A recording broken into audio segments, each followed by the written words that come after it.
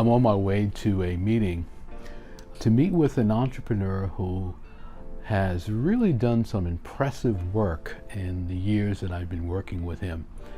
He is a independent entrepreneur, a small entrepreneur, and I'm so excited about his progress because he's one of those individuals who really gets the message that I have been working on and delivering to folks like you. He's worked very closely with me, and I'm so excited about his progress. So I'm going to have an opportunity to chat with him. But I wanted to share with you, as I reflect on him and some of the other entrepreneurs that I've worked with, I want to share with you this idea of developing power as a small luxury brand. If you're familiar with my work, you know that I make a distinction between big luxury and small luxury and what should be done. There are often discussions online about, well, here's what the big luxury brands do, and here's how they market themselves, and here's how they package themselves. And usually this is very bad advice for a small luxury brand. So I'm going to share with you a couple of things, maybe three things actually, that will give you a sense of power in what you do. If you're a small luxury brand, it will really help you hone those things that are most important. So let's talk about that. Small luxury power. I didn't introduce myself. I'm Andre Taylor, and I've been advising luxury brands, large and small, for a long time. I have a fondness for entrepreneurs because I began to see in my work how many entrepreneurs were emerging and the specific guidance that they needed in luxury. You know, if you work for a big luxury brand, you work in effect for an institution. And even though it's glamorous and sexy and has nice products, and it's very different than being a small luxury brand. You don't have this huge team and machine behind you. You don't have decades of brand building. You typically don't have private equity. And you don't have the benefit of being part of a group where resources are shared and leveraged, and you have all sorts of things that really support you as a brand. So a luxury entrepreneur, someone who is focused on building an independent brand, a smaller brand, has to have what I would call a very high luxury IQ.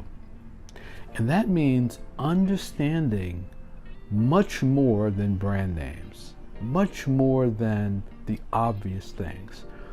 Being able to look at news accounts, news reports, and understand, okay, this is a lot of noise. This isn't what I should be doing. This isn't what I should be paying attention to. This isn't what I should be cluttering my mind with. So what I try to do is help entrepreneurs understand, when they look at the luxury market, how to be more discerning and how to identify those things that are pressure points, if you will, that can help you grow and sustain your business, and those things that are just noise.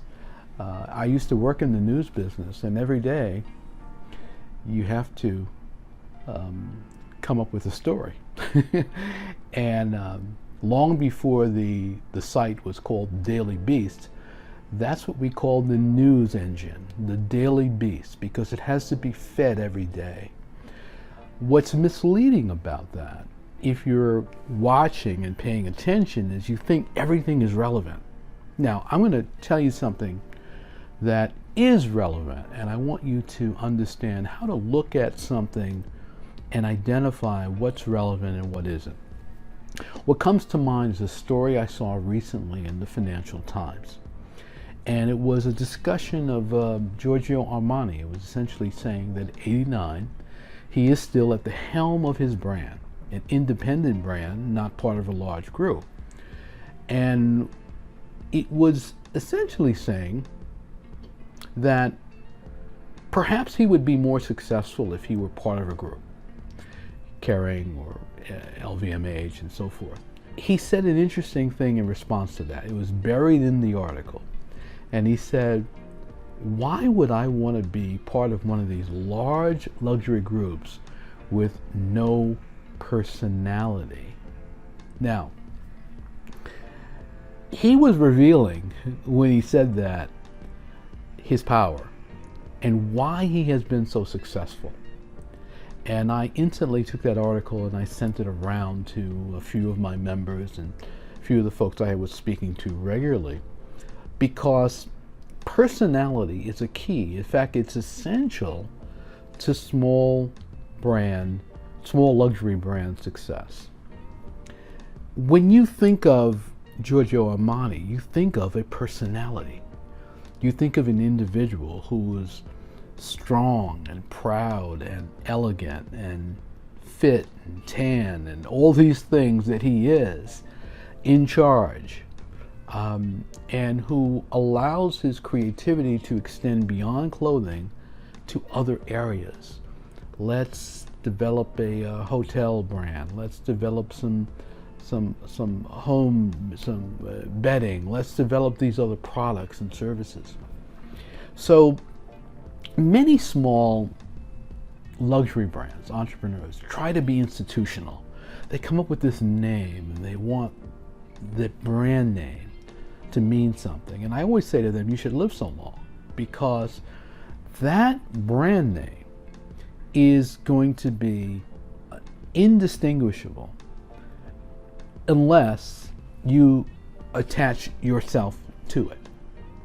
And that is what people are going to think. When I publish something and it says Taylor Insight, they're thinking Andre Taylor. And so you are fundamental to the brand. Personality is fundamental to the brand.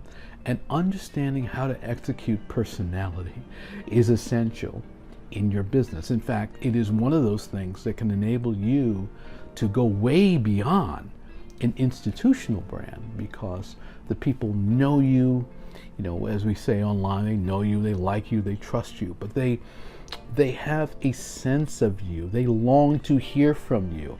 They look forward to hearing from you, because you are a person.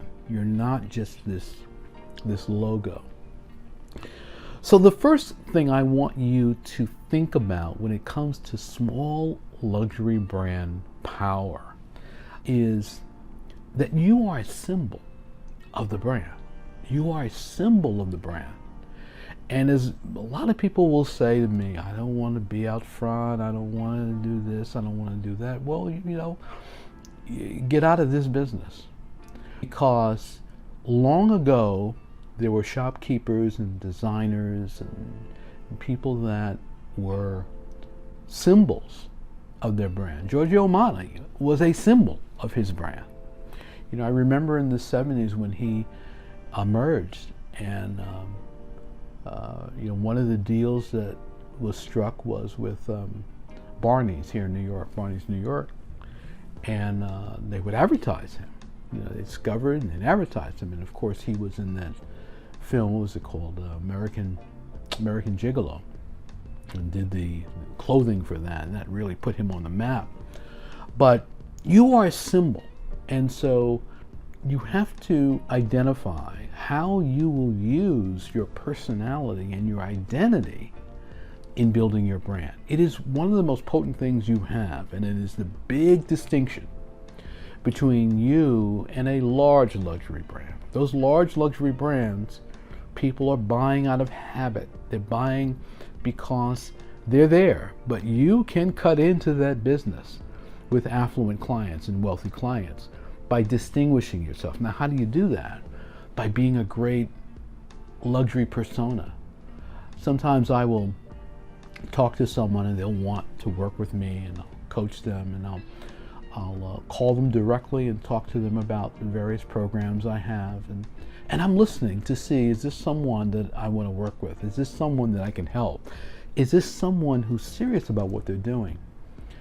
And the person will often reveal in the course of that interaction and what follows that they don't understand that they're a symbol of the brand.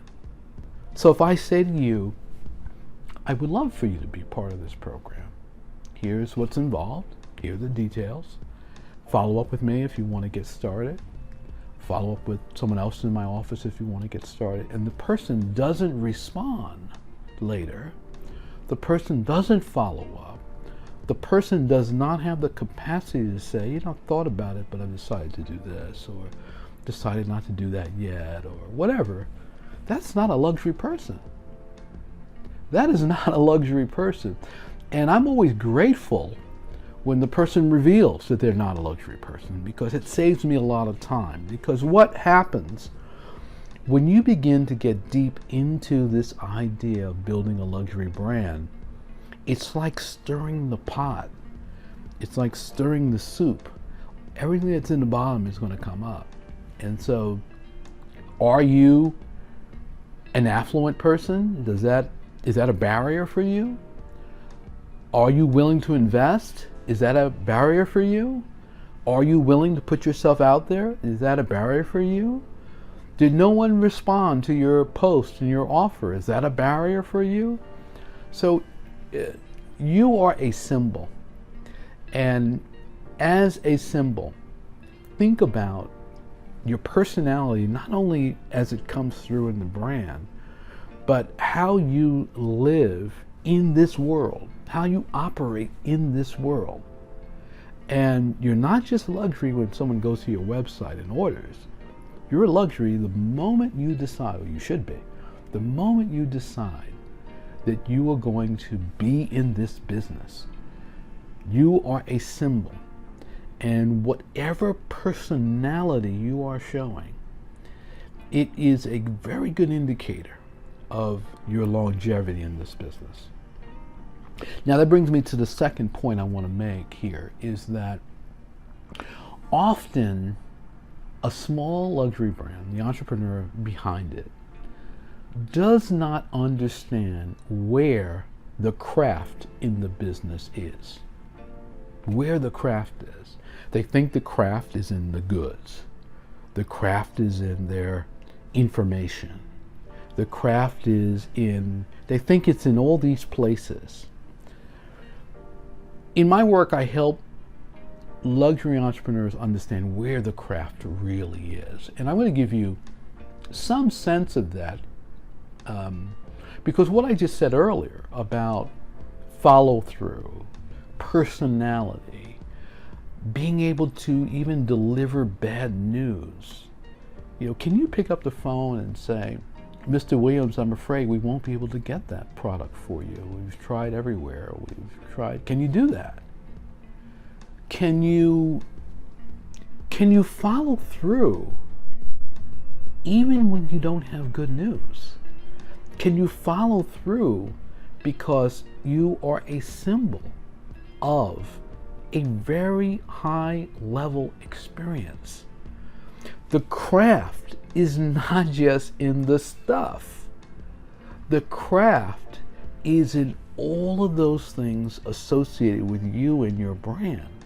And if your clients don't miss you, if your clients don't have a sense that, oh, I'd like to hear from Bill, I'd like to hear from Mary, I'd like to, what is she doing? What's going on with her? That's what you're creating in there. You're creating something that I often talk about in my courses, an inspired client, and I explain how to actually do that. So the craft is in many other aspects of what you do, and often it is hidden and people don't even understand where it is and cannot make the distinction. Now, when we talk about craft, the third point I want to make to you is that the word luxury is not a monolith. The word luxury is used everywhere. And often when you talk about luxury, you know, if you say luxury to someone associated with a big brand, they think, oh, we are luxury. And there's a few brands that they know that they think are luxury. If you say luxury to a person that has a restaurant that's very high end, they're thinking about what they do. And so the third point that I want you to understand in terms of gaining power as a small luxury brand is that there are levels within luxury. And it is easy to think of luxury as being one thing, one word, one definition. But I see people doing things and they say they're in luxury, but it isn't luxury to me. And I see companies doing things and they define it as luxury, and I look at that and I think, wow, now that is an incredible experience to provide. That's an incredible product to provide. That's an incredible resource to provide to an affluent client. So keep in mind, just like a hotel, an analogy might be there are 3-star hotels, there are 4-star hotels, and there are 5-star hotels. Well, a 3-star hotel can say, well, we have air conditioning and we offer free breakfast. Now, that's better than some places, but it's 3-star. A 4-star hotel says, well, whatever amenity you want, we can provide it for you. We have an upgraded location, we have views, we have a full staff, we have a beautiful restaurant, we have a pool, we have all these things. But then you have a 5-star hotel that says whatever you want is available. There is nothing that you can think of that we can't do for you. And so remember that there are different levels of luxury. And as you are building your brand, think about those levels and think about what will go into your luxury brand that is really going to be distinctive, is really going to be exceptional, is really going to be notable, memorable, something that others will talk about. Your clients, your guests, your members, those people you're associated with will talk about. That's power. That's power. So I want to leave these 3 ideas with you because as I reflect on the fellow I'm going to meet with today, he has it. He's gotten it. And he understands these 3 things really well. And as I reflect on luxury branding and small luxury and the distinction between what he's doing, other members of mine are doing, and what I teach, it's understanding these nuances. As I said earlier, developing a very high luxury IQ.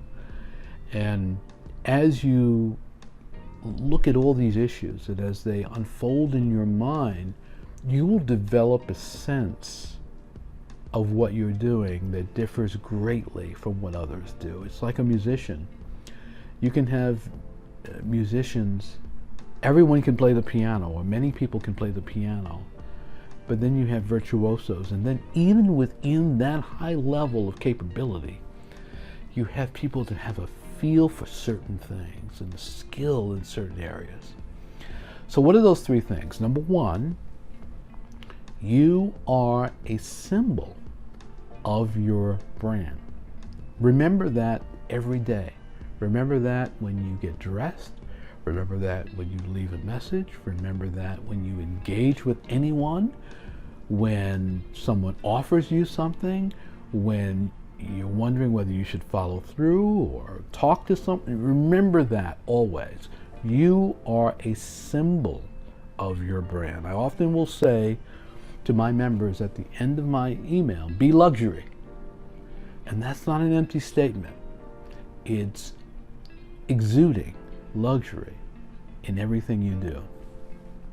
The second point is understanding in your business where the craft is.